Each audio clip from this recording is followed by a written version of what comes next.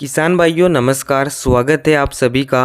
भारत में सोयाबीन की खेती सबसे ज़्यादा मध्य प्रदेश में की जाती है।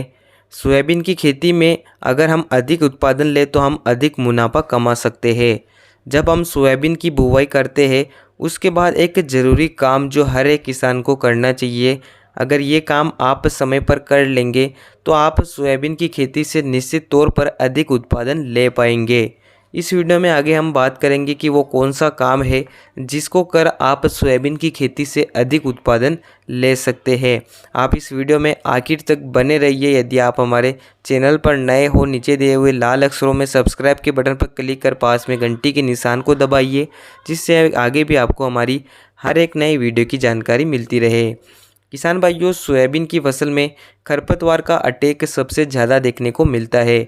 खरपतवार एक प्रकार से हमारे पौधे में बीमारियों को फैलाते हैं, पौधे के पोषक तत्वों को ग्रहण करते हैं, पौधे की ग्रोथ को रोकते हैं। यानी कि सोयाबीन की फसल से अगर आप अधिक उत्पादन लेना चाहते हैं तो आपको अपने पौधे को खरपतवार मुक्त रखना होगा। जब हमारी फसल 15, 20 या 25 दिन के आसपास होती है तो किसान भाई सोयाबीन के खेत में रासायनिक दवाइयों का प्रयोग करते हैं। कुछ किसान निराई गुड़ाई करते हैं, कुछ किसान कुल्पे की सहायता से खरपतवार को नियंत्रित करते हैं। लेकिन रासायनिक दवाओं का प्रयोग करने से हमारे सोयाबीन की फसल को एक प्रकार से झटका सा लगता है। ऐसे में किसान भाई क्या करें कि खरपतवार उगे ही नहीं।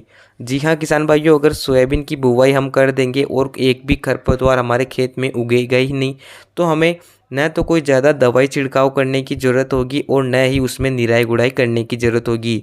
जब आप सोयाबीन की बुवाई करते हैं, बुवाई करने के पीछे पीछे आपको सोयाबीन के खेत में प्री इमर्जिंग हर्बिसाइड का प्रयोग करना चाहिए।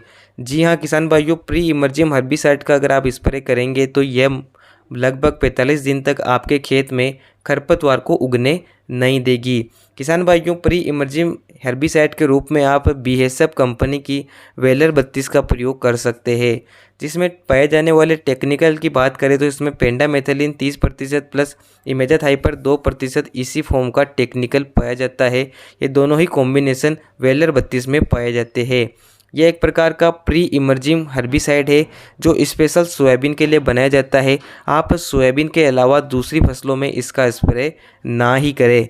अब बात करते हैं कि इसका स्प्रे आपको किस प्रकार से करना चाहिए।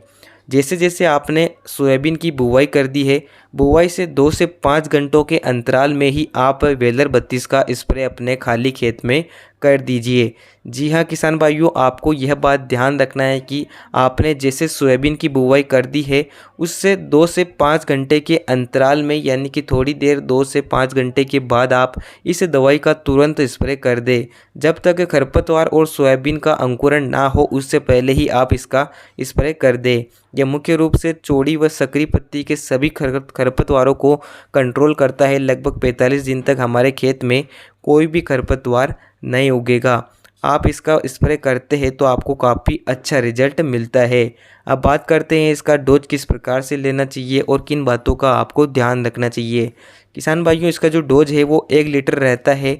200 लीटर पानी में आपको घोल तैयार कर 1 एकड़ में स्प्रे करना होता है।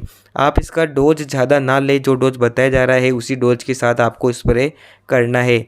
वहीं इसके कीमत की बात करें तो इसके 1 लीटर की कीमत लगभग 600 से 650 रुपये के आसपास होती है। ये एक प्री इमर्जिंग हर्बिसाइड है। इसका प्रयोग आप 72 घंटों के अंदर अंदर ही कर सकते हैं, उसके बाद आपको इसका स्प्रे नहीं करना चाहिए। अब बात करते हैं कुछ सावधानियों की। तो आप जब भी इसका स्प्रे करें तो जो डोज बताया जा रहा है वही डोज आपको लेना है और पानी की मात्रा 200 लीटर लेना है। आपको सोयाबीन की बुवाई से 2 से 4 घंटों के अंतराल में ही इसका स्प्रे कर देना है और लगभग 4 से 5 घंटे तक आपके क्षेत्र में बरसात नहीं होना चाहिए। अगर बरसात हो जाती है तो इस दवाई का आपको अच्छा रिजल्ट नहीं मिल पाएगा। किसान भाइयों, मान लीजिए अगर आपने इसका स्प्रे कर दिया और 3 से 4 दिन तक बरसात ना आई तो आप अपने सोयाबीन के खेत में सिंचाई कर दें, जिससे काफ़ी अच्छा रिजल्ट आपको मिलेगा और सोयाबीन का अंकुरण भी बेहतर रहेगा। तो इस दवाई का प्रयोग करने से सोयाबीन का खेत लगभग 45 दिन तक खरपतवार मुक्त रहेगा, जिससे हमारा पौधा बड़ा हो जाएगा। बाद में अगर खरपतवार उगेंगे तो हमारा पौधा उनको नष्ट कर देगा। इस प्रकार से सोयाबीन की बुवाई के बाद आप ये काम कर सकते हैं, जिससे आपका सोयाबीन का उत्पादन भी ज़्यादा निकलता है और आप सोयाबीन की खेती से ज़्यादा उत्पादन ले सकते हैं। उम्मीद करता हूँ वीडियो आपको पसंद आया होगा। वीडियो को लाइक और चैनल को सब्सक्राइब करें। धन्यवाद।